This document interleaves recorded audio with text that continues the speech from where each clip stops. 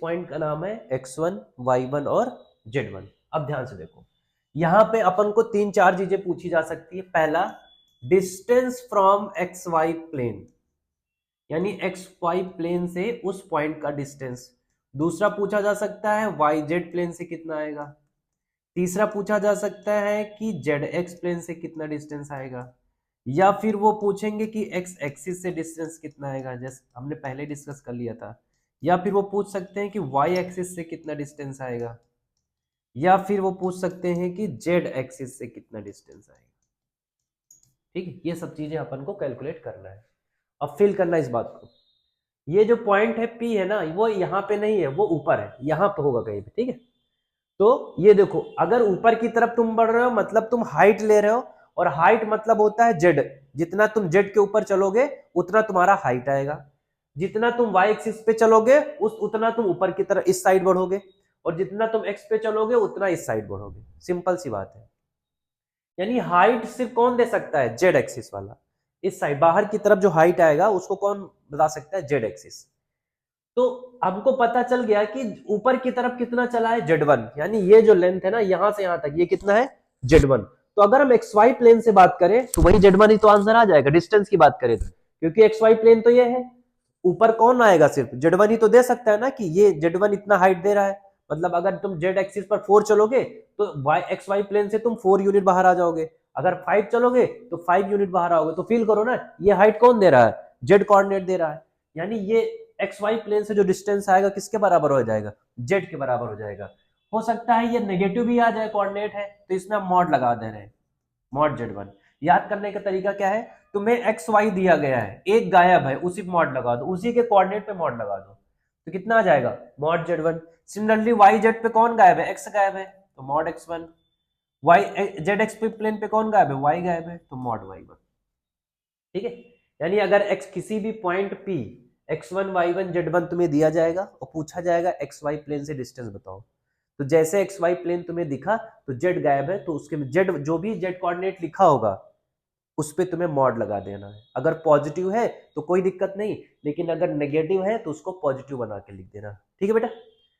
अगर Z x से पूछा जाएगा तो मॉड y1 आ जाएगा। अब हम देखते हैं एक्स एक्सिस से। ठीक है, एक्स एक्सिस से थोड़ा सा टफ हो सकता है समझना, लेकिन अगर तुम कोशिश करोगे तो जल्दी समझ जाओगे।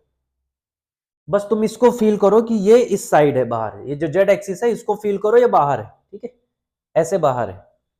और ये जो पॉइंट है ना पी, यहाँ पे नहीं है पॉइंट पी, यहाँ कहीं हवा में, यहाँ पे चेक, यहाँ फील करना ना, यहाँ पे।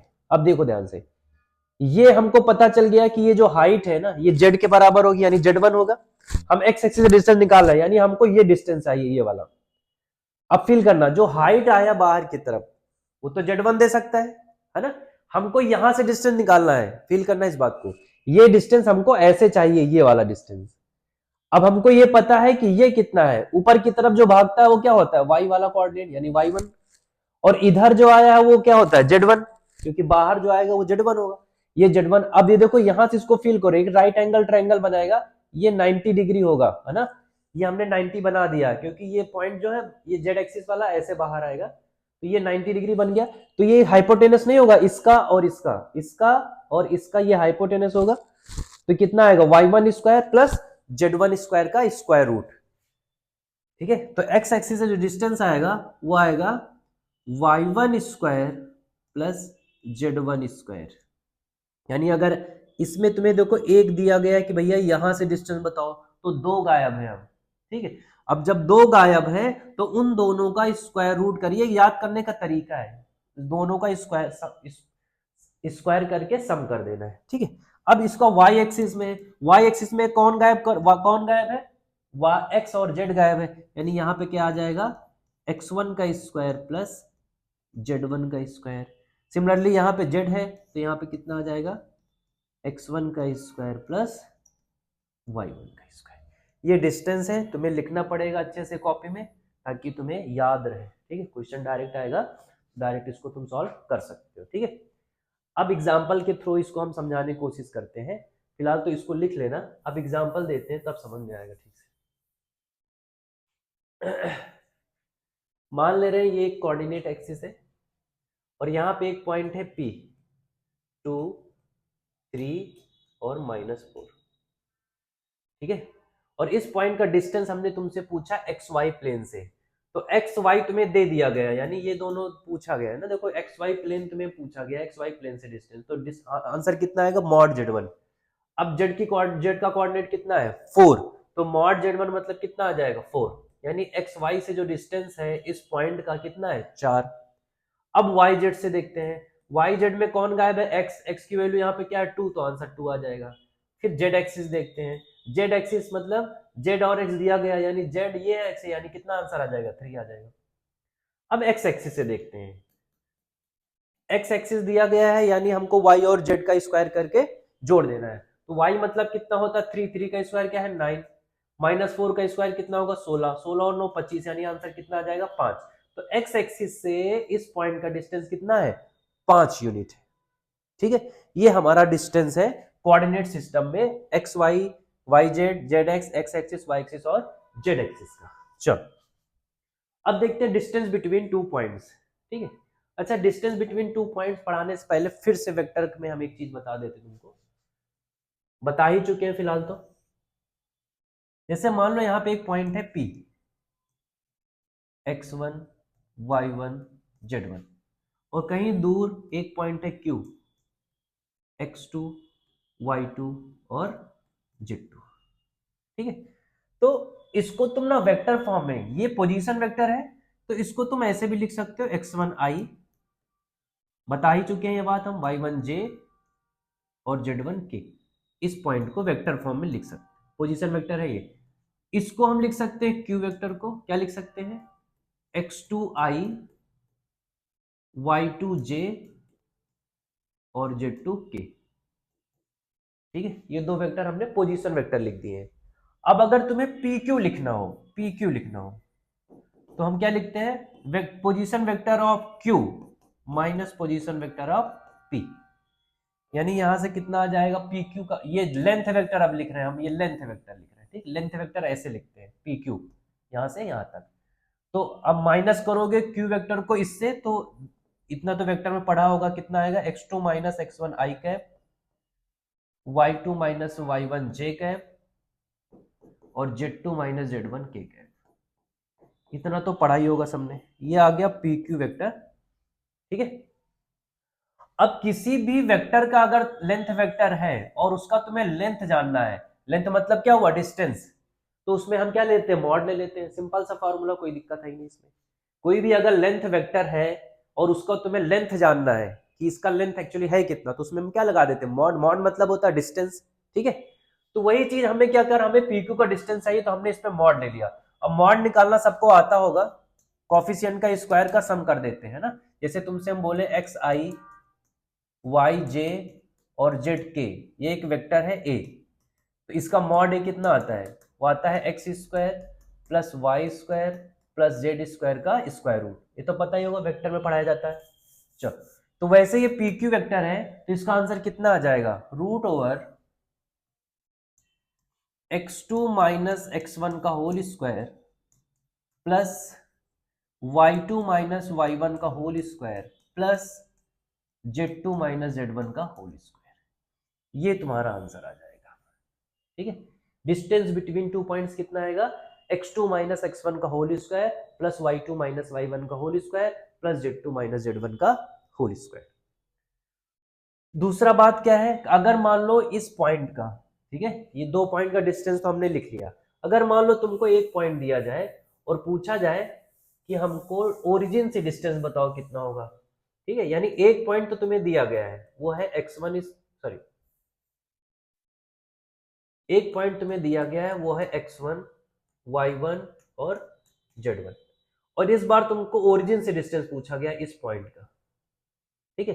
तो दूसरा पॉइंट ओरिजिन पे है, यानी दूसरा पॉइंट क्या आ जाएगा 0 0 0, तो तुम चाहो तो यहाँ पे इसकी वैल्यू 0 0 0 रख दो, तो यहाँ पे जो ओरिजिन से डिस्टेंस आएगा PO लिख दे रहे हैं उसको, ठीक, PO, ओ मतलब ओरिजिन, वो आ जाएगा x1 स्क्वायर y1 स्क्वायर और z1 स्क्वायर का स्क्वायर। इसमें दिक्कत नहीं होनी चाहिए, बहुत छोटे से फॉर्मूले, इसमें क्या ही बता दे ज्यादा से ज्यादा, ठीक है। ये तुम्हें याद करना पड़ेगा, दो पॉइंट के डिस्टेंस है, तो ऐसे 2D में जैसे करते हो वैसे ही, बस इसमें एक कोऑर्डिनेट और जुड़ जाएगा। 2D में क्या होता था x2 माइनस x1 का whole square plus y2 minus y1 का होल स्क्वायर। यहाँ पे तुम्हें पता है 3D सिस्टम है तो z वाला भी आएगा, तो z2 माइनस z1 भी ऐड कर दो, ठीक है। वैसे इसमें चलो इतनी बात समझ में आ गई होगी। चलो आगे बढ़ते हैं, कुछ क्वेश्चंस करने की कोशिश करते हैं। इमेज ऑफ द पॉइंट बोला गया है the distance of the point 1 2 3 from x axis is. Oh my God, option गायब है। चलो ऑप्शन हम बना दे रहे हैं इसमें। पहला ऑप्शन है √5, दूसरा ऑप्शन है √13, तीसरा ऑप्शन है 1 और लास्ट वाला ऑप्शन है 3। इनमें से कोई एक सही होगा। अब the distance of the point 1 2 3 from x axis, fill करना इस बात को। एक दिया गया यानी एक्स एक्सिस दिया गया, दो गायब है, और दो वाला कौन सा फार्मूला होता है, स्क्वायर रूट वाला। और कौन से गायब है, वाई और जेड गायब है, तो यानी square root of y square plus z square answer आएगा। तो वाई वैल्यू कितनी है 2 और जेड की वैल्यू कितनी है 3, इसका स्क्वायर करके सम कर दो, 2 का स्क्वायर 4, 3 का स्क्वायर 9, √13 आ जाएगा, ठीक है। चलो next question. The points A, B and C form a straight line, an isosceles triangle, an equilateral triangle या फिर कोप्लेनर, ठीक है। चलो देखते हैं। कभी भी अगर ऐसा क्वेश्चन आए बेटा कि तुम्हें एक ट्रायंगल दिया जाए, सॉरी ट्रायंगल के वर्टिसेस दिए जाए और तुमसे पूछा जाए कि ये कौन सा ट्रायंगल होगा, तो सबसे पहले तुम एक ट्रायंगल बना लो और उनका नाम जो भी वर्टेक्स में दिए गए वो रख दो। यहाँ पे ABC दिया गया तो यहाँ हम A रख देंगे, 0 7 10। यहाँ पे जो B कोऑर्डिनेट आएगा -1 6 और 6, और जो C कोऑर्डिनेट आएगा -4 9 और 6, ठीक है। अब यहाँ पे तुम्हें ट्रायंगल है, इसमें तुम्हें 3 साइड निकालनी पड़ेगी। पहला साइड तुम निकाल लो AB, दूसरा साइड निकाल लो BC और तीसरा साइड निकाल लो CA। ये 3 साइड निकालोगे तो इन में से कौन सी प्रॉपर्टी ये होल्ड कर रहा है ये तुमको पता चल जाए, ठीक है। चलो स्टार्ट करते हैं। ए बी निकालना है बच्चा, है ना। क्या निकालना है, ए बी डिस्टेंस निकालना है। तो ए ये है और बी ये है, वही वाला फॉर्मूला लगा देंगे जो भी पढ़ा हमने। डायरेक्ट हम लिख रहे हैं 0 माइनस ऑफ -1 यानी 1 आ जाएगा, 1 का स्क्वायर 1 होगा, प्लस 7 माइनस 6 1 आएगा, 1 का स्क्वायर 1 होगा, प्लस 10 माइनस 6 4 आएगा, 4 का स्क्वायर 16 होगा, तो ये आ जाएगा 1 + 1 16 18 आ जाएगा। बी सी देखो, बी और सी, -4 ऑफ -1 यानी कितना हो जाएगा -3, -3 का स्क्वायर करोगे तो आएगा 9, प्लस 9 माइनस 6 फिर से 3 और 3 का स्क्वायर फिर से 9, प्लस 6 माइनस 6 इस बार 0 हो जाएगा ये, और 9 + 9 कितना हो जाएगा 18 हो जाएगा। सी ए ये 0 माइनस ऑफ -4 यानी 4 हो जाएगा, 4 का स्क्वायर 16, 7 माइनस 9 -2, -2 का स्क्वायर आएगा 4, और 10 माइनस 6 आएगा 4, 4 का स्क्वायर फिर से 16, 16 16 32 और 4 36, ये आ जाएगा √36। अब देखो पहले तो हमको ये पता चल गया कि ए बी बराबर बी सी है, तो ये तो नहीं हो सकता, ठीक है, ये नहीं हो सकता। अच्छा ये सब एक ही प्लेन में है तो नॉन कोप्लेनर की बात ही नहीं करेंगे, ये कोप्लेनर वगैरह तुमने पढ़ा होगा या फिर आगे पढ़ोगे, ठीक है। अब दोस्त इस बात हो सकता है या तो ये स्ट्रेट लाइन होगा या तो ये आइसोसेलेस ट्रायंगल होगा, ठीक है। अच्छा स्ट्रेट लाइन कैसे चेक करोगे, हो सकता है ये स्ट्रेट लाइन भी हो। तो अगर ये स्ट्रेट लाइन होगा तो इन दोनों तीनों डिस्टेंस में से किसी भी दो का सम तीसरे के बराबर आ जाएगा, कोई भी दो डिस्टेंस का सम जो है वो तीसरे के बराबर आ जाएगा। ऐसा हो नहीं रहा क्योंकि ये √18 है, ये √18 है, इन दोनों को सम करोगे तो √36 नहीं आएगा, ठीक है।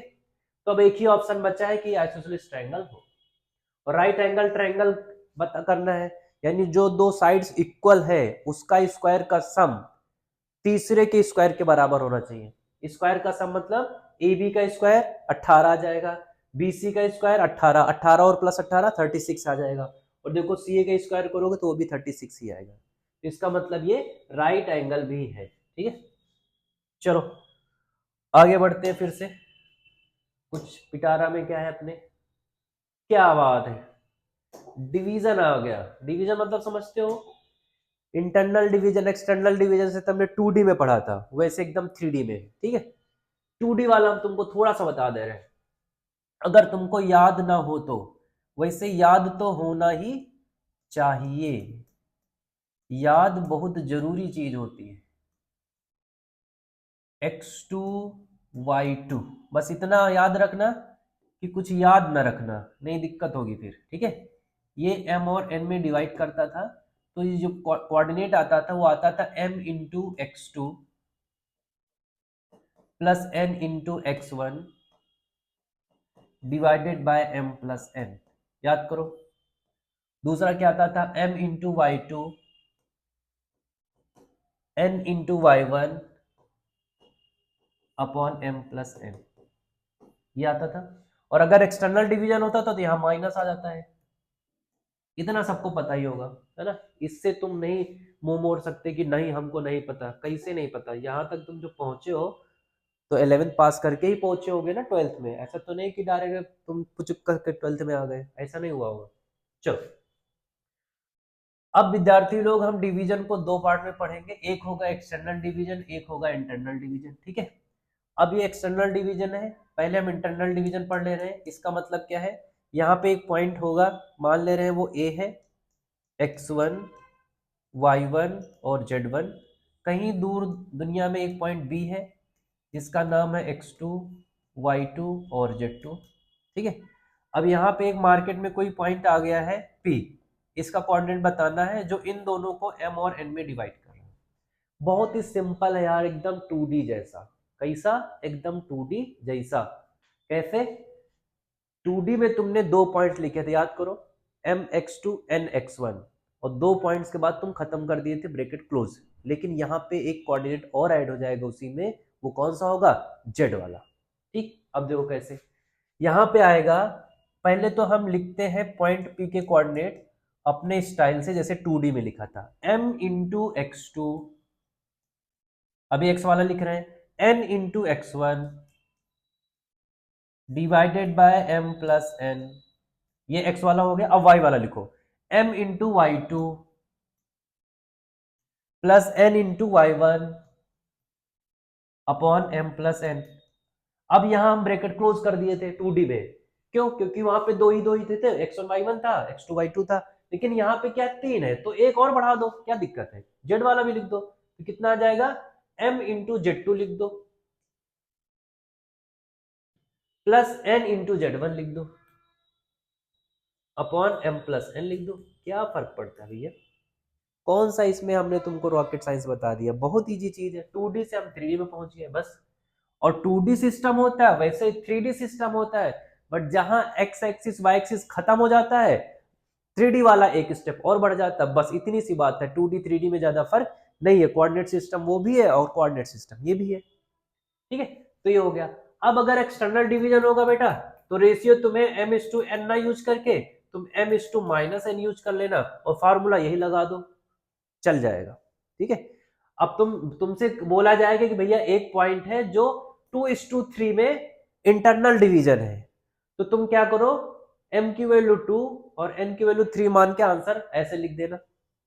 अगर तुमसे बोला जाए कि एक्सटर्नल डिवीजन है, तो तुम रेशियो 2:3 मत मानना, फिर 2:-3 मान लो, एक्सटर्नल हटा दो।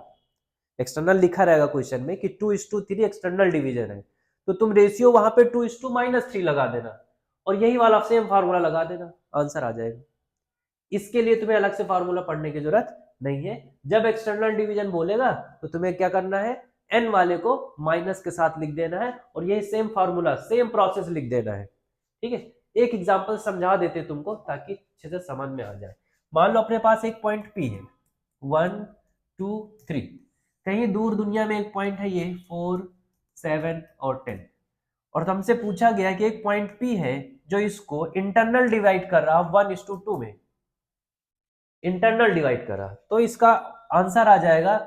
अच्छा, इसको कुछ और मानना पड़ेगा क्योंकि P इसको हमने मान लिया, चलो इसको हम A मान ले रहे हैं, इसको हम B मान ले रहे हैं, इसको हमने P मान लिया, तो P कोऑर्डिनेट कितना आ जाएगा, 1:2 में चल रहा है ना, तो 1 इंटू 4, पहले x वाले लिखते हैं, 1 इंटू 4 यानी 4, 2 इंटू 1 यानी 2 डिवाइड बाय 1 प्लस 2 यानी 3। यहां से कितना आएगा यार, 1 इंटू 4 4 और 2 इंटू 1 2, ये 2 होगा तो आ जाएगा 6 डिवाइड बाई 3 जो भी आएगा तुम देख लेना। दूसरा लिखते हैं 1 इंटू 7 यानी 7, वाई वाला लिख रहे हैं। 2 इंटू 2 यानी 4 डिवाइड बाई कितना 1 प्लस 2। उसके बाद 1 इंटू 10 यानी 10, 2 इंटू 3 यानी 6 डिवाइड बाय 1 प्लस 2। ठीक है, अब बोला गया था कि P जो है 1:2 इंटरनल डिवाइड कर रहा है। ठीक है, अब हम क्या करते हैं, इसको एक्सटर्नल डिवाइड अगर कर रहा होगा तो अगर P जो है 1:2 एक्सटर्नल डिवाइड करेगा तो कुछ नहीं करेंगे, बस यहाँ माइनस लगा देंगे। अब हम ऐसा रेशियो यूज करेंगे।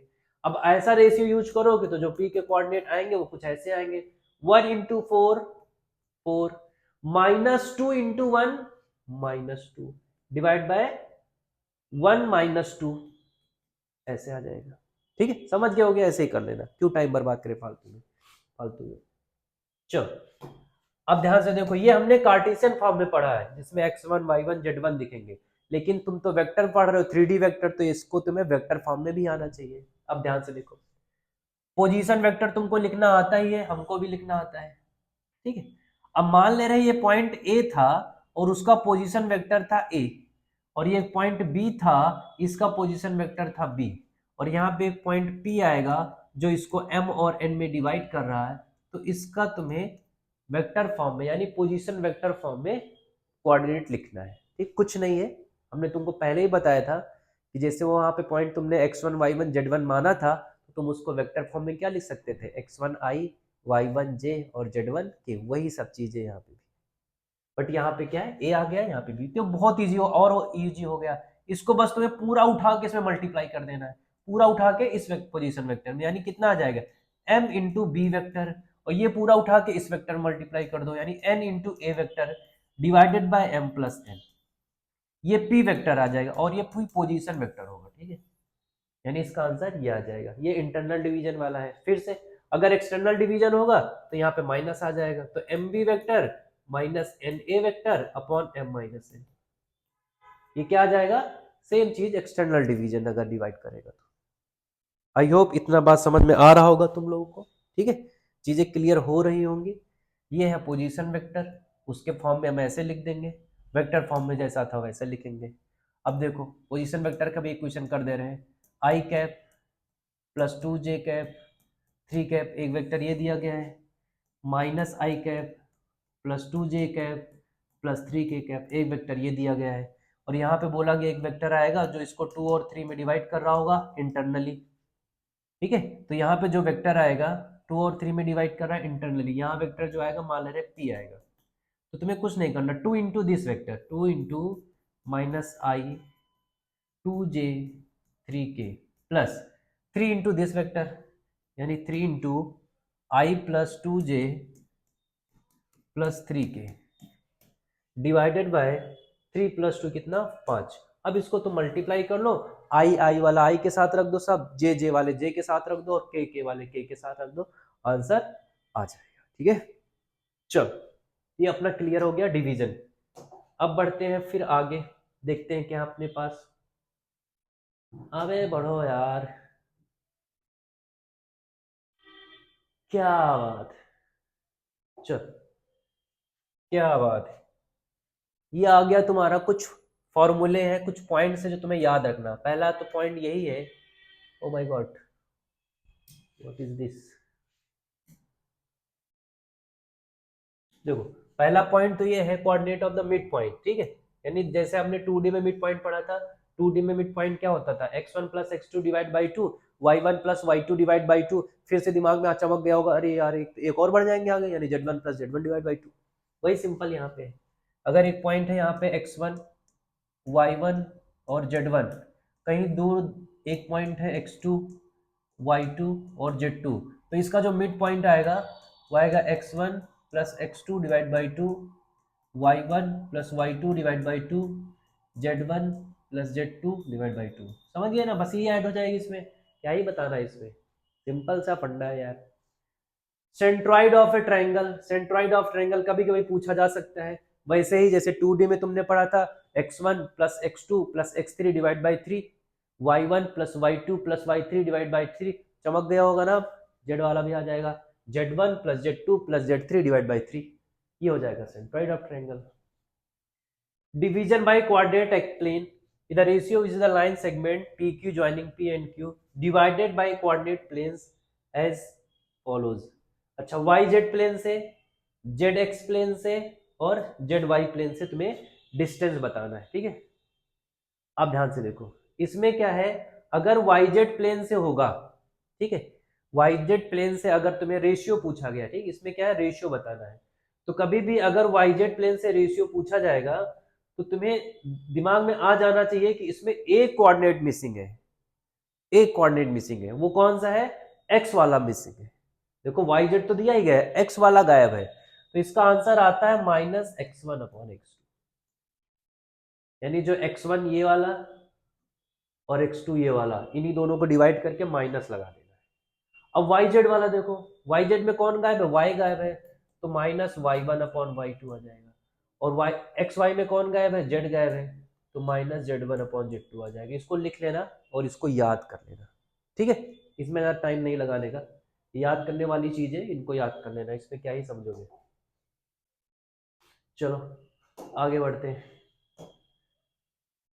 अब आते हैं मेन टॉपिक जो अपना है स्ट्रेट लाइन के लिए जो इंपॉर्टेंट है, वो है direction cosines of a line, ठीक है, जिसको हम डिसीज भी बोलते हैं, वो बीमारी वाला डिजीज नहीं, डिसीज, ठीक है, DC और उसके ऊपर फर्स्ट ऑफ ही S, डिसीज।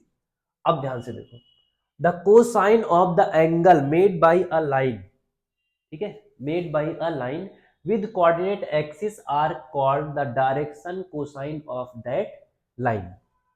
इसको तुम 2D से फील करो, जब तुमने स्ट्रेट लाइन 2D में पढ़ा होगा, ठीक है, तो 2D में तुमने देखा होगा कि बार बार वहां पे एक बात का जिक्र होता था कि अगर ये एक्स एक्सिस से एंगल 30 बना रहा तो इस लाइन का जो स्लोप होगा वो tan 30 होगा।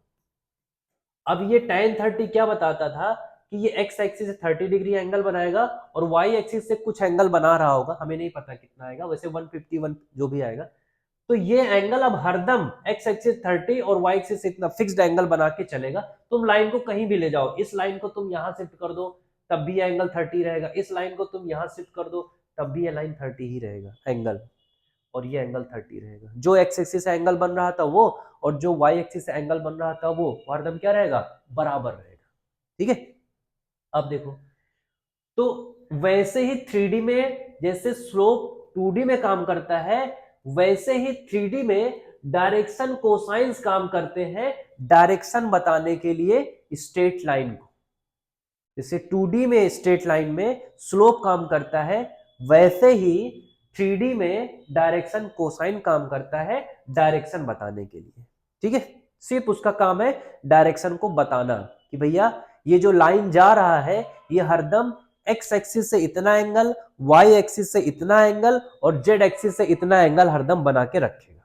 तुम लाइन को कहीं भी ले जाओ, हमसे कोई फर्क नहीं पड़ता, ठीक है। चलो देखते हैं, फिर समझने की कोशिश करते हैं। Direction cosine of A line, उसके पहले हमने एक एक्स एक्स बना दिया, एक ये बना दिया, ठीक है, और एक ये जेड एक्सिस बना दिया। ये है जेड एक्सिस, ये है वाई एक्सिस, इसको समझने की कोशिश करना अच्छे से, ये है एक्स एक्सिस, ठीक है। अब ध्यान से देखो, हमने क्या किया, यहां पे एक लाइन ले लिया, ठीक, एक लाइन ले लिया है, ठीक, मान ले रहे ये एक लाइन है, ऐसे ये एक लाइन है, इसको जेड एक्सिस से लाइन मत मिलाना, ये लाइन जाएगा तो पीछे कुछ ऐसे पहुंचेगा, ठीक, ये एक लाइन है बहुत बड़ा, ठीक है। अब ये लाइन जो है एक्स एक्सिस एंगल बना रहा अल्फा, वाई एक्सिस एंगल बना रहा बीटा और जेड एक्सिस से एंगल बना रहा गामा, ठीक है। एक्स एक्सिस से अल्फा, वाई एक्सिस से बीटा और जेड एक्सिस से गामा एंगल। तो इसका जो डायरेक्शन होगा ना, अच्छा तुम फील करना इस बात को, ठीक है, इसका जो डायरेक्शन होगा वो होगा कॉस अल्फा, डायरेक्शन कोसाइन की बात करते हैं, कॉस अल्फा, कॉस बीटा और कॉस गामा, ये तुम्हें याद रखना है, ठीक, ये है डिसीज डायरेक्शन कोसाइंस, ये है एक्स एक्सिस की तरफ बताएगा तुमको कि डायरेक्शन किस साइड से है, वाई एक्सिस की तरफ इसका कंपोनेंट आएगा और जेड एक्सिस पे इसका कंपोनेंट आएगा। ठीक है, यानी ये लिखा हुआ है x1 y1 z1 जैसा, इसको फील कर सकते हो। ठीक है, तो ये है कॉस अल्फा एक्स एक्सिस से जितना एंगल बना रहा है, ये है कॉस बीटा वाई एक्सिस से, ये है कॉस गामा जेड एक्सिस से। ठीक है, यानी अगर एक्स एक्सिस एंगल अल्फा है तो उसका जो डायरेक्शन कोसाइन आएगा कॉस अल्फा आएगा, अगर वाई एक्सिस से बीटा है तो उसका डायरेक्शन कोसाइन कॉस बीटा आएगा, और अगर जेड एक्सिस से गामा है तो उसका डायरेक्शन कोसाइन कॉस गामा आएगा। इतनी बात समझ में आ गई। जनरली इस cos alpha cos beta cos gamma को हम एल एम और एन से डिनोट करते हैं, और ये डायरेक्शन कोसाइन को रिप्रेजेंट करता है। यानी एन एल की वैल्यू आ जाएगी कॉस अल्फा, एम की वैल्यू आ जाएगी कॉस बीटा, और एन की वैल्यू आ जाएगी कॉस गामा। अब ये है डायरेक्शन कोसाइंस। ठीक है, ये क्या है, डायरेक्शन कोसाइंस। अब ये बताएंगे कि भैया एक लाइन है जिसका डायरेक्शन कुछ ऐसा है तो तुम उसका इक्वेशन लिखो। ठीक है, तो इसका जो यूज है वो स्ट्रेट लाइन में ही करेंगे हम, लेकिन कैसे करना होता है, कैसे कैसे इसको तुम्हें सॉल्व करना होता है, वो सारी चीजें हम इसी लेक्चर में सीखेंगे। ठीक है, बस तुम्हें ये याद रखना है, अगर कोई line alpha beta gamma angle बना रहा है तो उस लाइन का डायरेक्शन कोसाइन क्या होगा, cos alpha cos beta cos gamma. Cos alpha को एल से यानी एक्स एक्सिस वाले डायरेक्शन को एल से, एम से और एन से डिनोट करेंगे। ठीक है, अब इसको थोड़ा सा हम और आगे बढ़ने की कोशिश करते हैं। एक बात तुमको पता होगा, पोजीशन वेक्टर पढ़ा होगा, अभी हमने पढ़ा है ये। एक तुमने प्रोजेक्शन का चीज पढ़ा होगा वेक्टर में कि भैया किसी का प्रोजेक्शन लेना होता है। ठीक है, अब ये मान लो रे एक लाइन है या फिर एक पॉइंट है। ठीक है, इस ये ऐसा हमने मान लिया ये एक लाइन है। ठीक है, एक लाइन सेगमेंट है ये, और ये एंगल यहां से कितना बना रहा है अल्फा, यहां से एंगल कितना बना रहा है बीटा, और ये जेड एक्सिस है, और यहां से एंगल बना रहा है गामा। ठीक है, और यहां पे एक पॉइंट है ए, ये कुछ भी ए वे मान लो, यहाँ पे एक पॉइंट है। ठीक है, उसका यहां से डिस्टेंस है आर, ये डिस्टेंस कितना है आर। अच्छा, तुम इसको 2D से समझने की कोशिश करो। तुमने वेक्टर में पढ़ा होगा ना, फिजिक्स में पढ़ते हैं कि अगर किसी वेक्टर का कंपोनेंट निकालना है, ठीक है, देखो ऐसे दिया जाता था कि एक न्यूटन का फोर्स है, एक फोर्स है, और अगर ये थीटा है तो इस साइड में कितना आता था एफ कॉस थीटा, है ना। यानी इसी इसी चीज को हम यहाँ पे लिख दिया एफ कॉस थीटा, और इधर की तरफ लिखते हैं एफ साइन थीटा। फील करो इस बात को, लिखते होगे, सबने फिजिक्स में पढ़ा होगा, है ना, एनएलएम वगैरह में पढ़ाया जाता है ये। तो वैसे ही वेक्टर फॉर्म में हम इस चीज को ना, ये जो लेंथ वेक्टर था उसको कुछ ऐसे हम ब्रेक करने की कोशिश करते हैं। ठीक है, अब ध्यान से देखना बेटा, अगर ये एंगल थीटा है तो ये 90 माइनस थीटा होगा, है ना, ये कितना होगा 90 माइनस थीटा होगा। और ये एफ है ना, एफ मतलब है ये, अभी इस एफ को मतलब डिस्टेंस से अगर हम कवर करें तो यहां से यहां तक इसका डिस्टेंस है मान लो आर, है ना, ये ओरिजिन है, इसका डिस्टेंस इस पॉइंट से कितना है आर, तो ये जो आएगा ये कितना आ जाएगा आर कॉस थीटा, कितना आएगा r cos theta, x axis के अलॉन्ग है, इसका component r cos theta x axis के अलॉन्ग है। ठीक है, और ऊपर की तरफ कितना है, यहां पे फिर से आर आ जाएगा, ये कितना आ गया आर आ गया। अब ध्यान से देखना, ये थीटा के टर्म में लिखा है, लेकिन हमको नहीं, हमको X axis angle theta use ही नहीं करना, हमको एक्स वाले को एक्स एक्सिस से यूज करना है, वाई वाले को वाई एक्सिस से यूज करना है जितना एंगल बना रहा है। तो हमने फील किया कि चलो ये एंगल हमको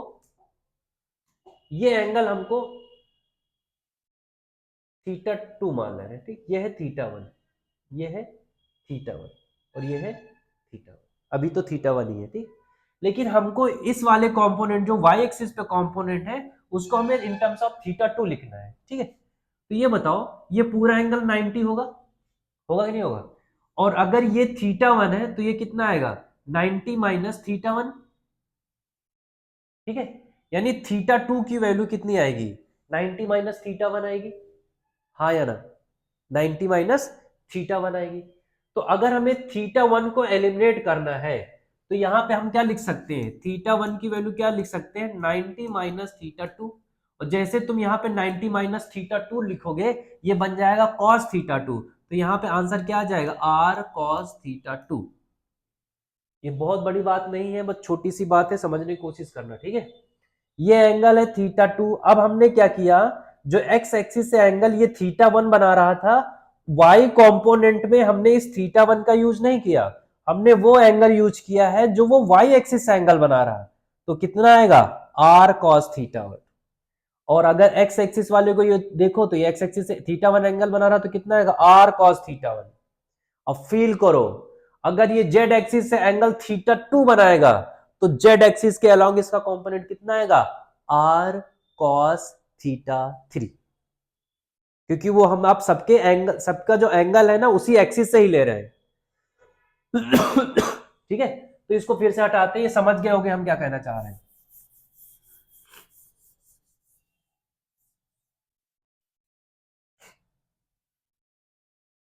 ठीक है, यहां पे एक वेक्टर है आर, यानी ये जो यहां से यहां तक इसका डिस्टेंस कितना आ जाएगा, आर आ जाएगा।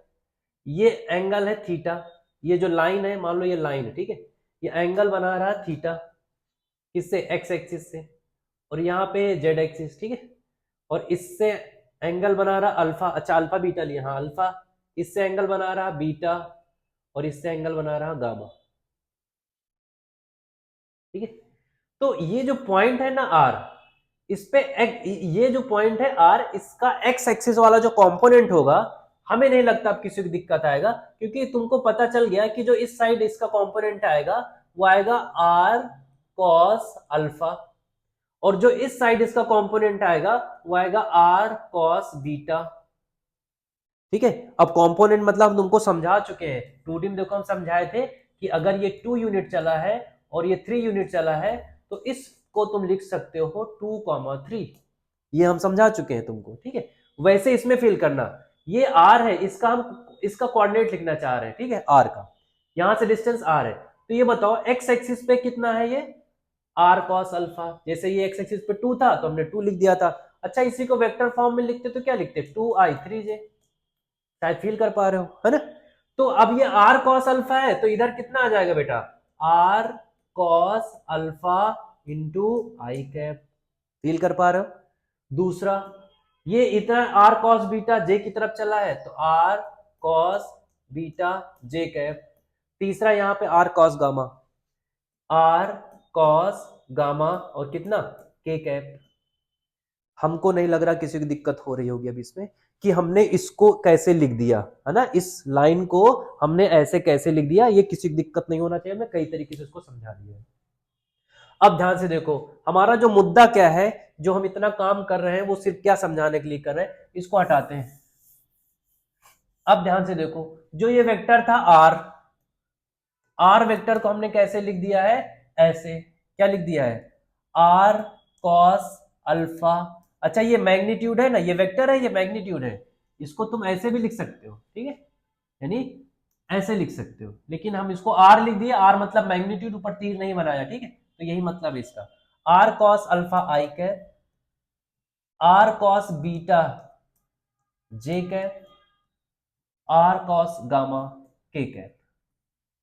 ठीक है, अब हमने क्या किया, ये जो आर है ना, इसको हमने कॉमन ले लिया, और कॉमन लेने के बाद उसको नीचे भेज दिया यहाँ पे, तो ये आ गया, तो इधर कितना आ जाएगा, कॉस अल्फा,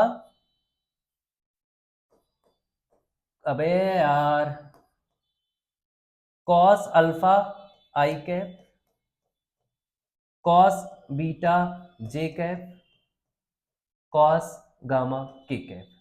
अब ये चमक गया होगा कि भैया ये तो यूनिट वेक्टर लिखा है, क्योंकि कोई वेक्टर और उसका मॉड उसी से डिवाइड होता है तो क्या होता है, यूनिट वेक्टर। और यूनिट वेक्टर मतलब क्या होता है, उसका मैग्नीट्यूड 1 होगा, मैग्नीट्यूड मतलब जो मॉडुलस निकालते हो। तो इसका मतलब ये हुआ कि अगर इसका मॉडुलस निकालोगे इस साइड भी, तो ये भी यूनिट वेक्टर होना चाहिए। तो यहाँ पे क्या आ जाएगा, cos square alpha, cos square beta, cos square gamma का square root is equal to क्या होना चाहिए, 1। दोनों तरफ हम स्क्वायर कर दिए, तो यहाँ पे आ जाएगा cos square alpha plus cos square beta plus cos square gamma is equal to कितना, 1। यही रिजल्ट हम तुमको प्रूव कराना चाह रहे थे, कि अगर कोई line alpha beta gamma angle बनाता है तो उसका जो डायरेक्शन कोसाइन आएगा cos alpha cos beta cos gamma, उसका स्क्वायर का सम हरदम 1 होना चाहिए। ये मस्ट कंडीशन है किसी भी डायरेक्शन को डायरेक्शन कोसाइन होने के लिए, क्योंकि डायरेक्शन कई तरीके से तुमको दिया जा सकता है, लेकिन अगर वो डायरेक्शन क्या डायरेक्शन कोसाइन दिया गया है, ये चेक करने के लिए तुम्हें उन तीनों का स्क्वायर का सम क्या होना चाहिए 1।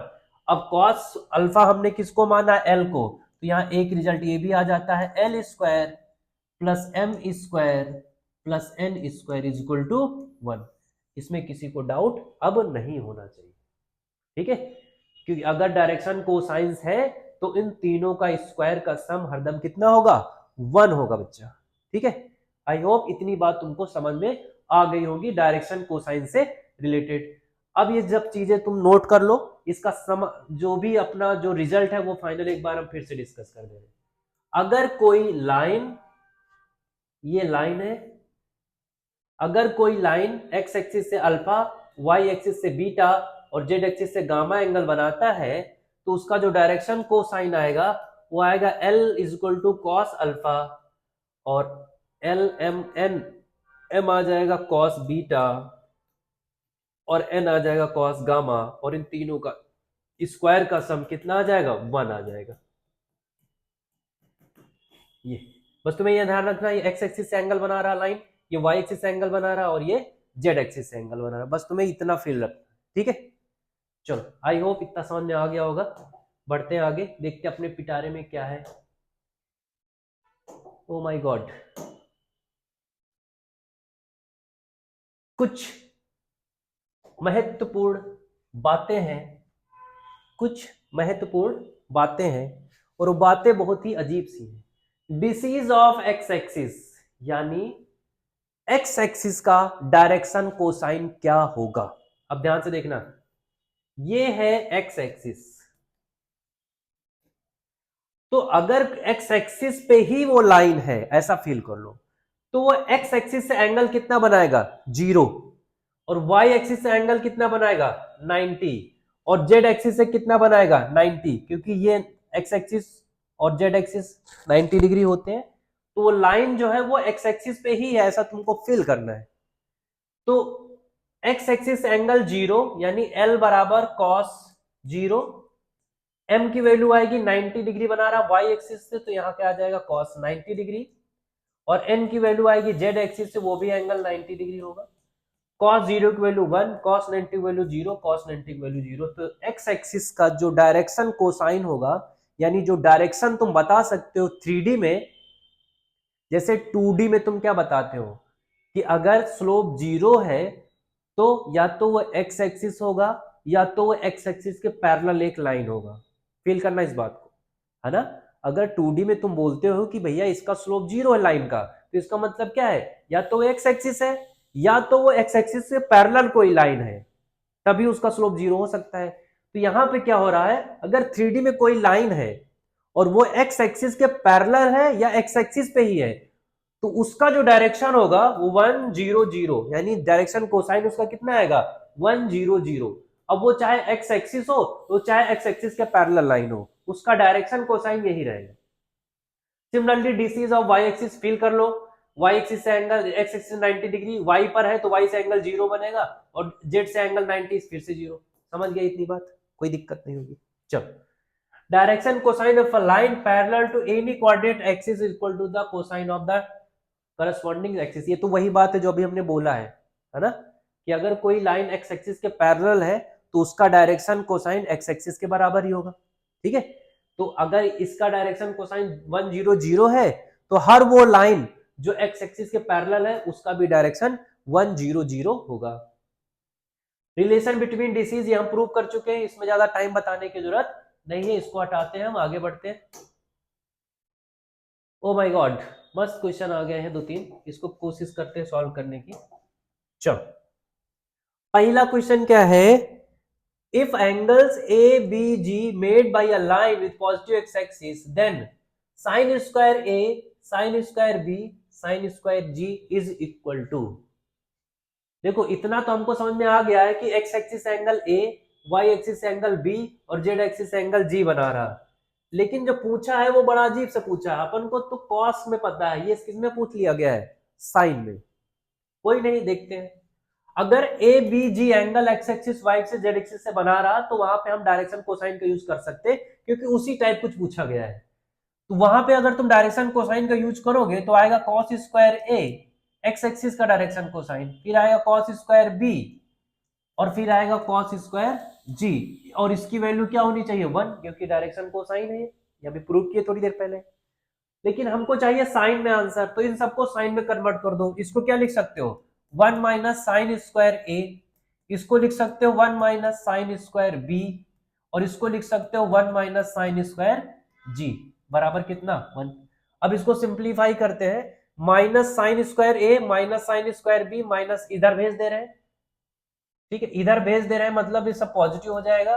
Sign square a sine square b और sine square g is equal to, इसको इधर भेज दो तो 1 प्लस 1 प्लस 1, इधर 3 है, ये इधर आ जाएगा तो एक और कम हो जाएगा, यानी कितना आ जाएगा 2 आ जाएगा। तो अपना सही आंसर क्या है, 2 आंसर है।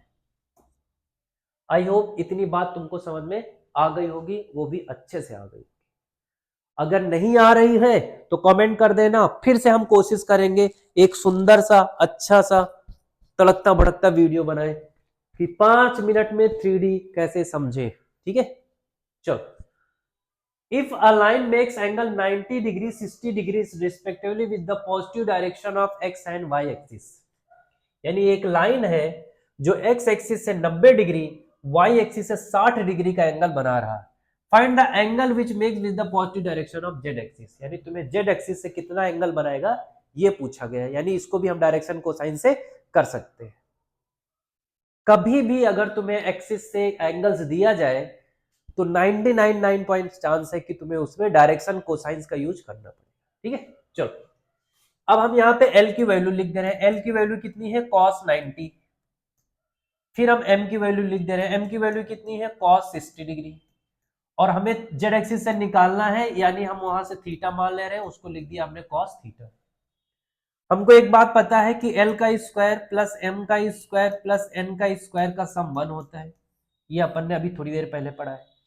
एल मतलब cos 90 डिग्री 0 का स्क्वायर, cos 60 डिग्री कितना होता है 1/2 का स्क्वायर, और cos थीटा को हम n ही मान ले रहे हैं अभी, यानी n स्क्वायर बराबर कितना 1 हो जाएगा, 1/4 आ जाएगा, n स्क्वायर बराबर कितना आ जाएगा 1 माइनस 1/4, यानी यहाँ पे आ जाएगा 3/4, यानी n की वैल्यू आ जाएगी √3/2, वो भी प्लस और माइनस, प्लस और माइनस। अब देखो n के जगह पे cos थीटा रख देते हैं, यानी cos थीटा या तो √3/2 हो जाए, या तो cos थीटा माइनस √3/2 होगा।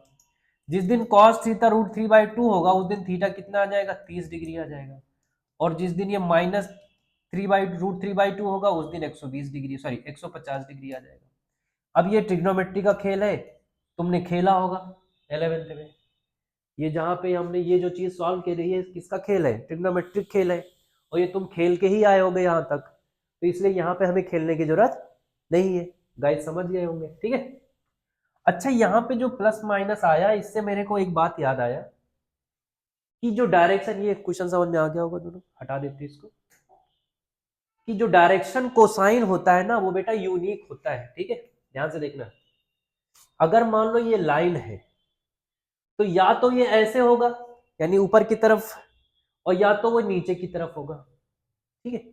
यानी डायरेक्शन कोसाइन एक लाइन का सिर्फ 2 ही हो सकता है, एल एम एन, या फिर -L -M -N, समझिए। डायरेक्शन चेंज होगा तो वेक्टर में माइनस लग जाता है। अगर ऊपर की तरफ जा रहा, देखो एंगल तो अभी भी वैसे बनाएंगे ना सभी, एक्स एक्सिस से इतना, वाई एक्सिस से इतना, जेड एक्सिस से इतना, एंगल तो फिक्स्ड है, लेकिन डायरेक्शन चेंज हो सकता है ऊपर की तरफ भाग रहा हो तब भी एंगल वैसे ही बनाएगा, और या फिर ये नीचे की तरफ भाग रहा हो तब भी एंगल वैसे उतना ही एंगल बनाएगा। तो डायरेक्शन सिर्फ चेंज हो सकता है, अदरवाइज किसी भी लाइन का डायरेक्शन कोसाइंस यूनिक होते हैं। यूनिक मतलब एक से ज्यादा नहीं हो सकते, बस या तो प्लस में आएगा या तो माइनस में आएगा। तो किसी भी लाइन का डायरेक्शन कोसाइन तुम ऐसे लिख सकते हो, plus minus l plus minus m plus minus n. सिर्फ दो ही हो सकते हैं, एल एम एन या फिर minus l minus m minus n. ठीक है, इतनी बात समझ गए होंगे। चलो आगे देखते हैं अपने पिटारे में क्या है आज। अबे चलो यार, हाँ, straight line which makes angle 60 degree with the each coordinate of z and y inclined with the x axis से। Oh my God, x axis से तुम्हें एंगल पूछा गया कितना होगा। ठीक है, x एक्सिस एंगल, अबे तो वही से क्वेश्चन है जो अभी हमने किया है। 60 डिग्री दिया गया है ईच, यानी x से भी 60 है और y से 60 है। प्लीज बच्चों इसको तुम्हें सॉल्व करना है, तुमको कसम है बोर्ड की, इसको तुम्हें सॉल्व करना है। सॉल्व करने के बाद इसमें से जो ऑप्शन आएगा उसको तुम्हें कमेंट्स बॉक्स में ड्रॉप करना है कि सर जी मेरा आंसर 2 आ गया है, मेरा आंसर 3 आ गया। ये एग्जांपल है, नहीं 2 और 3 लिख के भेज दो। समझ गया बच्चा? चलो आगे बढ़ते हैं। Which the triplet are DCs of a line? Oh my God, ये तो बहुत ही सस्ता हो गया। पूछा गया है इनमें से कौन सा डायरेक्शन कोसाइन रिप्रेजेंट करेगा, और डायरेक्शन कोसाइन कोई भी होता है तो अपन को पता है उन तीनों का स्क्वायर का सम क्या होना चाहिए, 1। पहला 1 का स्क्वायर 1 का स्क्वायर 1 3 हो जाएगा, ये गलत हो गया। 1 का स्क्वायर 1 माइनस 1 का स्क्वायर 1 1 का स्क्वायर 1 फिर से 3 हो गया, गलत हो गया। 1 का स्क्वायर 1 1 का स्क्वायर, ये भी गलत हो गया। 1 का स्क्वायर 1 0 का स्क्वायर 0, अब यही सही होगा, चाहे आए चाहे ना आए, तुमने गलत तो चेक कर ही लिया है। अब एक ही बचा है, वही सही होगा, उसे सही तो होगा ही, सही तो होना ही एक। चलो आगे बढ़ते, फिर से देखते अपने पिटारे में क्या है आज। Boom, if a line makes angle 90 degree 135 degree और 45 degree with x y z axis respectively, find its direction question. अबे यार इसको क्या सॉल्व करना, एल इज इक्वल टू कितना आएगा cos 90, m is equal to कितना आ जाएगा cos 135 और एन इज इक्वल टू कितना आ जाएगा cos 45। अब ये तुमने जो खेल खेला था 11th में उसकी बात हो रही है, 0 135 माइनस 1/√2 45 1/√2, आंसर कितना आ जाएगा 0 1/√2 माइनस 1/√2, गलत हो गया, यहाँ माइनस आएगा। चलो 0 1/√2 नहीं, माइनस 1/√2 और 1/√2। ये भी तुम वीडियो को पॉज करके आराम से सॉल्व करो, ये सीबीएसई में आए हुए क्वेश्चन से। अबे बढ़ो यार। चलो, what is the direction cosine of a line which equal angle with the coordinate axis. Equal angle मतलब समझ रहे हो, कोई एक एंगल ऐसे मान लो कि थीटा ही एंगल बना रहा, एक्स एक्सिस से भी एंगल थीटा, वाई एक्सिस से भी एंगल थीटा और जेड एक्सिस से भी एंगल थीटा। तो एल की वैल्यू कितनी आ जाएगी कॉस थीटा, एम की वैल्यू कितनी आ जाएगी फिर से कॉस थीटा, और एन की वैल्यू फिर से कितनी आ जाएगी कॉस थीटा। अब डायरेक्शन कोसाइन है तो l square m square n square ये 1 हो जाएगा, यानी cos square theta cos square theta cos square theta is equal to 1। 3 times cos square theta is equal to 1, cos square theta यानी cos theta is equal to 1/√3, वो भी plus minus. समझिए, अब direction cosine पूछा गया है, equal angle, what is the direction cosine, तो plus minus √3, L की वैल्यू भी एक बता दो 1/√3 1/√3 1/√3, और एक बता दो -1/√3 -1/√3 -1/√3। ठीक है, हमने पहले बहुत दिया है कि दो आंसर आ सकते हैं। चलो फिर आगे बढ़ते हैं। बूम, मजाक कर रहे थे, जानबूझ कैसे किए। बूम, क्या बात है, direction ratios of a line, इसको ध्यान से पढ़ने की कोशिश करना। Direction ratios of a line, ये भी कोई बड़ी बात नहीं है, ये भी डायरेक्शन ही बताता है। ये ऐसा मान लो ये डायरेक्शन कोसाइन की एक फैमिली है, जो कि ये बहुत छोटे छोटे लोग हैं और बहुत सारे लोग हैं, बहुत सारे लोग हैं।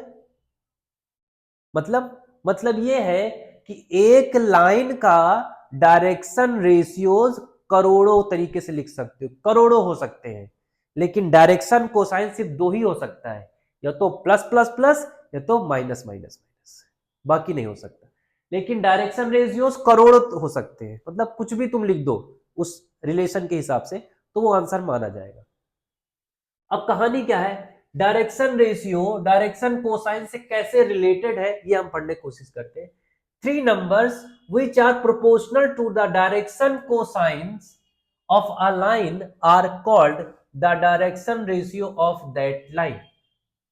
यानी ये देखो रिलेशन तो इसका डायरेक्शन कोसाइन से ही है, लेकिन यहां अंग्रेजी में कुछ लिखा है जो कि पल्ले नहीं पड़ रहा है, ठीक है। तो अब उसको हम कैसे सॉल्व करें ये हम समझने की कोशिश करते हैं। If a B c are such numbers which are proportional to the direction cosine LMN of a line, then ABC are direction ratios of that line.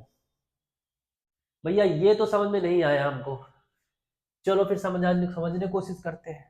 मान ले रहे हैं एक कोई लाइन है जिसका डायरेक्शन कोसाइन ऐसे दिया गया 1/√3 -1/√3 और 1/√3, यानी L M और N। अब किसी के दिमाग में आएगा ए भाई साहब कैसे पता चला कि डायरेक्शन कोसाइन है?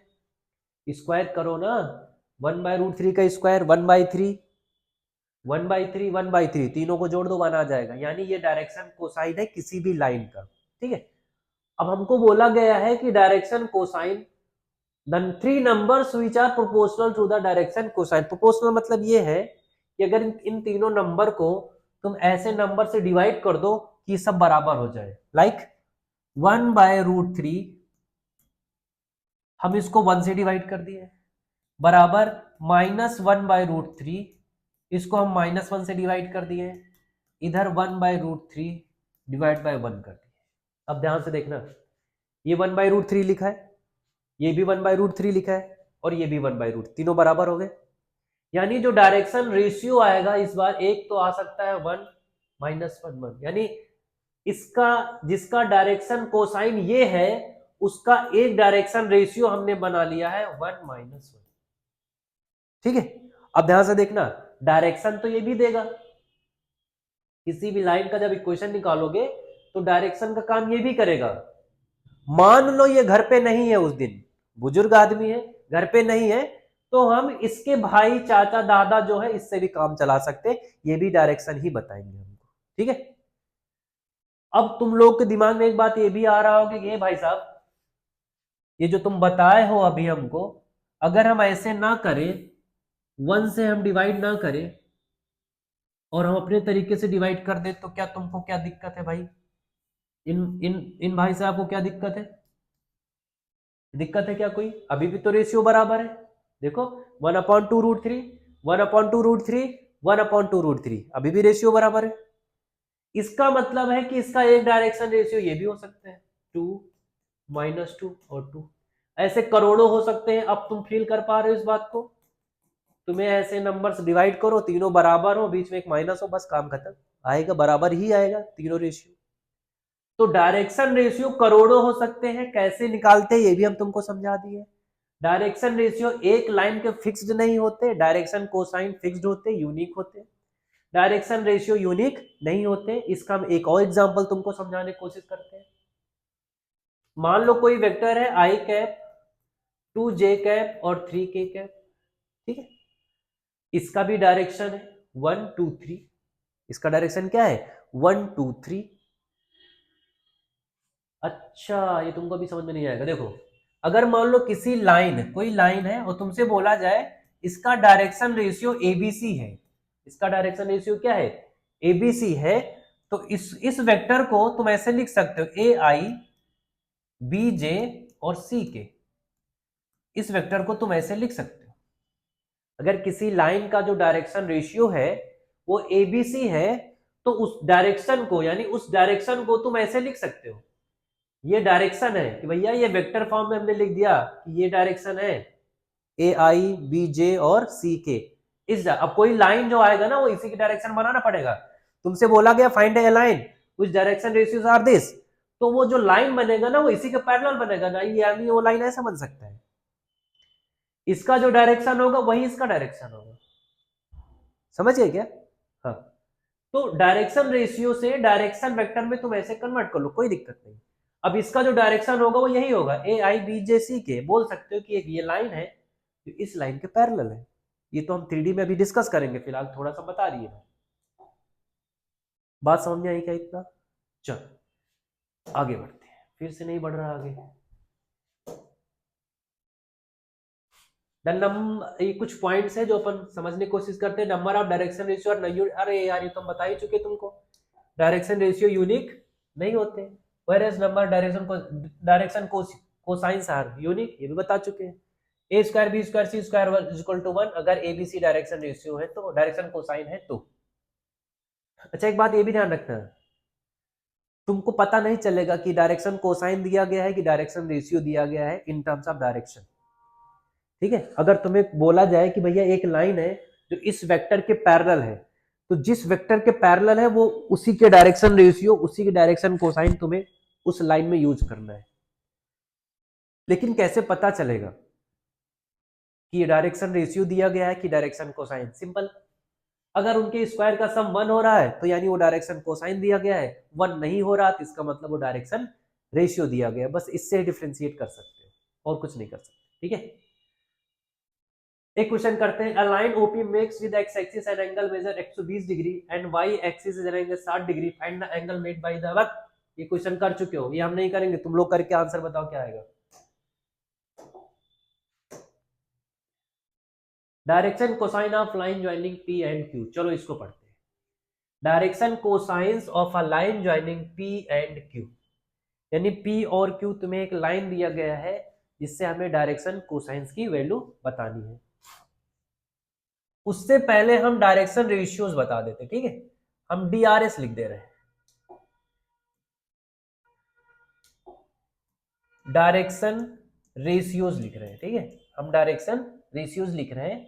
अगर कोई पॉइंट P है x1 y1 z1 और कहीं दूर पर एक पॉइंट Q है x2 y2 z2, ठीक है, तो इसका जो डायरेक्शन रेशियो आएगा, ठीक है, जो डायरेक्शन रेशियो आएगा वो आएगा x2 minus x1 comma y2 minus y1 comma z2 minus z1। ये आएगा डायरेक्शन रेशियो को सिंपली हम ABC से रिप्रेजेंट करते हैं, यानी इस लाइन का जो डायरेक्शन है, डायरेक्शन रेशियो है, वो आएगा x2 minus x1 comma y2 minus y1 comma z2 minus z1। ठीक है, ये इसका डायरेक्शन रेशियो आएगा। बात फील कर पा रहे हो बेटा? अगर तुम्हें 2 पॉइंट दिया गया है तो उस लाइन का डायरेक्शन रेशियो ऐसे निकाल सकते हो और इसको एज अ डायरेक्शन हम यूज कर सकते हैं लाइन के लिए, वो लाइन पढ़ेंगे तो पता चलेगा। ठीक है, अब हमको बताना डायरेक्शन कोसाइंस। अगर डायरेक्शन रेशियो तुमको पता है तो डायरेक्शन कोसाइन कैसे निकालेंगे, शायद अगली स्लाइड पे अपन को मिलेगा, इसके बाद मिलेगा, इसके बाद मिलेगा, नहीं मिलेगा, नहीं मिलेगा तो हम तुमको ऐसे ही पढ़ा दे रहे फिर। ठीक है, ये समझ गए, डायरेक्शन रेशियो हम ऐसे निकाल लेंगे। अब डायरेक्शन रेशियो तुमको पता चल गया है ना, डायरेक्शन रेशियो तो तुमको पता चल ही जाएगा कि भैया 2 लाइन है, इनका हम माइनस माइनस करके x2 minus x1 y2 minus y1 करके ABC की वैल्यू निकाल लेंगे, यानी ABC तुमको पता चल गया है। और ये ABC क्या है? डायरेक्शन रेशियोज है।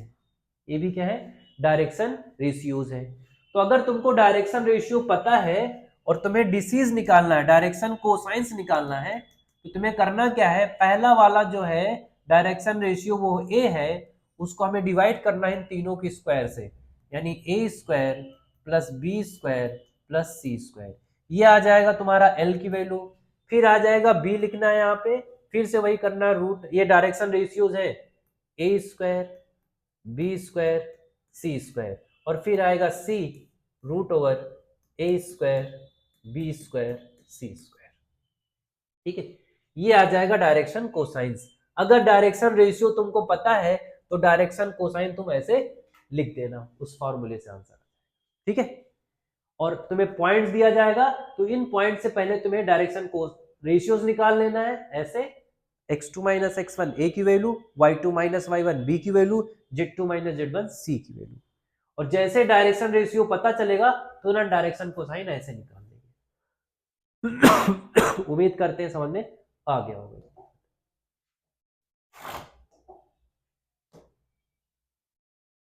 चलो इसमें क्वेश्चन करने की कोशिश करते हैं। Find direction cosine of the line joining.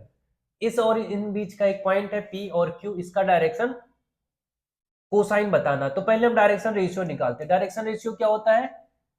x2 minus x1 यानी -3, y2 माइनस y1 यानी 2 माइनस ऑफ -4 यानी 6 हो जाएगा, z2 माइनस z1 5 माइनस 7 -2 हो जाएगा। ठीक है। अच्छा हाँ, डायरेक्शन रेशियोज में हम मिनिमाइज करके लिखते हैं। डायरेक्शन रेशियो में मिनिमाइज मतलब, क्योंकि हमको पता है डायरेक्शन रेशियो तो करोड़ों हो सकते हैं, कुछ भी मल्टीप्लाई करते जाओ, तो हम ऐसा करते हैं कि उनका HCF 1 बना रहे हैं, यानी कुछ भी कॉमन फैक्टर ना है। तो यहाँ पे 3 है, यहाँ पे 6 है, यहाँ पे 2 है, यहाँ पे देखो कुछ भी कॉमन फैक्टर नहीं है। यहाँ पे 6 है, इसमें 3 कॉमन है, लेकिन यहाँ कॉमन नहीं है, तो इसका जो डायरेक्शन रेशियो आ गया वो -3, 6 और 2 आ गया। ठीक है, ये आ गया डायरेक्शन रेशियोज। अब हमको निकालना क्या है? Direction cosines. कैसे निकालेंगे? अभी हमने पहले बताया था, -3 यानी a अपॉन -3 का स्क्वायर 9 प्लस 6 का स्क्वायर 36 प्लस 2 का स्क्वायर 4। ये आ गया L की वैल्यू। फिर M की वैल्यू निकाल लो ऐसे ही, ये सेम चीज पूरा यहाँ पे आ जाएगा, और फिर N की वैल्यू निकाल लो, ये फिर सेम चीज पूरा यहाँ आ जाएगा, LMN आ गया। मेरे को नहीं लगता तुमको ज्यादा जरूरत है इन सब चीजों की। What are the disease of the line equally inclined with the axis? Equally inclined with the axis, ये क्वेश्चन शायद हम पीछे कर चुके हैं, फिर भी तुम लोग इसको कोशिश करना आंसर निकालने की। क्या आंसर आ रहा है कमेंट करके बता सकते हो। ठीक है, अब डायरेक्शन पॉइंट्स दिया जाएगा, डायरेक्शन रेशियोज निकाल लेंगे हम, और डायरेक्शन रेशियो से फिर ऐसे हम डायरेक्शन कोसाइंस निकाल लेंगे। उम्मीद करते इतनी बात समझ में आ गई होगी। हमने पहले ज्यादा टाइम दे दिया बेसिक चीजों को समझाने के, इसलिए इसमें ज्यादा टाइम नहीं दे रहे हैं तुम्हें। Which when direction cosines of a lines are given, angle between two lines, यानी दो लाइंस के बीच का एंगल निकालना हमको। जब डायरेक्शन कोसाइंस दिया जाएगा तब क्या आंसर आएगा, और जब डायरेक्शन रेशियोज दिया जाएगा तब क्या आंसर आएगा। मान ले रहे हैं दो लाइन है, एक का direction ratio L1 M1 N1 है, और एक का direction cosines L2 M2 N2 है। ठीक है, अब ध्यान से देखना बेटा, इसमें कोई बड़ी बात नहीं है, बिल्कुल बड़ी बात नहीं है। डायरेक्शन रेशियो हमको पता है, ये जो लाइन है ये डायरेक्शन कोसाइंस है, तो इसको डायरेक्शन वेक्टर में हम लिख सकते हैं L1 I cap M1 J cap N1 K cap, ये लिख सकते हैं। और एक दूसरा है लाइन है, वो ऐसे बना दे रहे हैं, डायरेक्शन वेक्टर इसका भी बना दे रहे हैं हम, L2 I cap M2 J cap और N2 K कैप। इन दोनों के बीच का एंगल बताना है थीटा। अब किसी के दिमाग में चल रहा होगा कि सर ये बताओ, डायरेक्शन कोसाइन दिया गया था, आपने डायरेक्ट लाइन लिख दिया है। ये लाइन नहीं लिखा है बेटा, ये हमने सिर्फ डायरेक्शन लिखा है, क्योंकि डायरेक्शन को भी वेक्टर के फॉर्म में लिख सकते हो। पीछे हमने बताया है, अगर किसी वेक्टर किसी लाइन का डायरेक्शन रेशियो ABC है तो उसको वेक्टर के फॉर्म में डायरेक्शन को तुम AI plus BJ plus CK लिख सकते हो। वैसे हमने क्या किया, L1 M1 N1 दिया गया था एक डायरेक्शन, दूसरा L2 M2 N2 दिया गया दूसरा डायरेक्शन, हमने उसको दोनों को वेक्टर फॉर्म में लिख लिया। उससे फायदा होगा, हमें cos थीटा निकालना है, हम डॉट प्रोडक्ट लगा देंगे। डॉट प्रोडक्ट लगाओगे तो आएगा cos theta L1 L2 plus M1 M2 plus N1 N2, सबको पता होगा डॉट प्रोडक्ट। फिर नीचे क्या आता है, A dot B। A dot B क्या होता है, mod A mod B cos theta. तो cos थीटा यहां से क्या निकल के आता है, A dot B upon mod A mod B, यानी दोनों वेक्टर का मैग्नीट्यूड।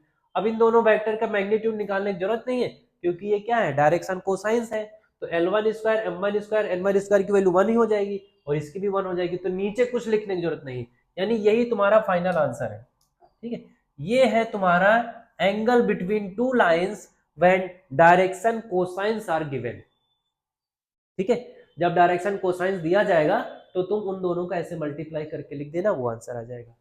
अगर डायरेक्शन रेशियो दिया गया है, मान लो A B C, तो इसको भी वैसे ही लिख दो, डायरेक्शन रेशियो, ठीक है,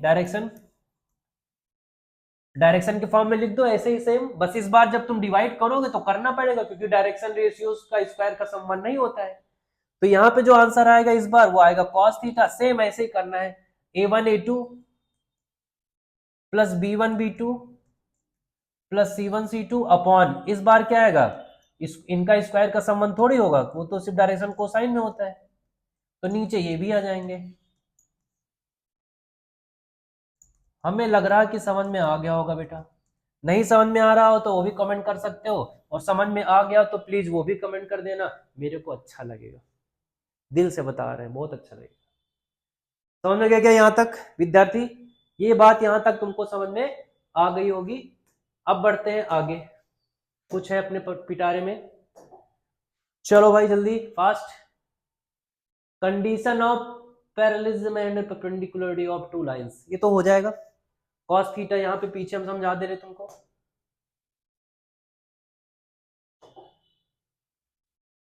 यहाँ पे हमने कॉस थीटा की जो वैल्यू लिखी थी ना,